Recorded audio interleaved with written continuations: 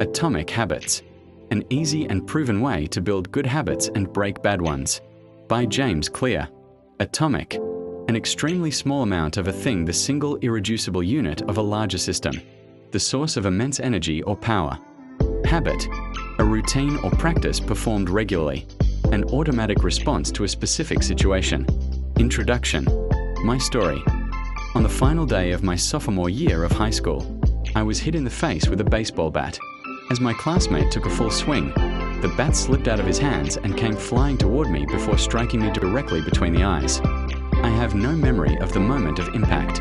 The bat smashed into my face with such force that it crushed my nose into a distorted U-shape. The collision sent the soft tissue of my brain slamming into the inside of my skull.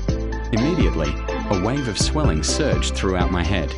In a fraction of a second, I had a broken nose, multiple skull fractures, and 2 shattered eye sockets. When I opened my eyes, I saw people staring at me and running over to help. I looked down and noticed spots of red on my clothes. One of my classmates took the shirt off his back and handed it to me.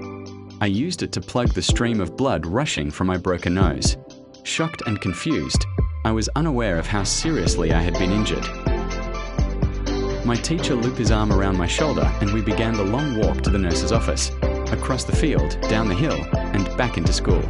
Random hands touched my sides, holding me upright. We took our time and walked slowly. Nobody realized that every minute mattered. When we arrived at the nurse's office, she asked me a series of questions.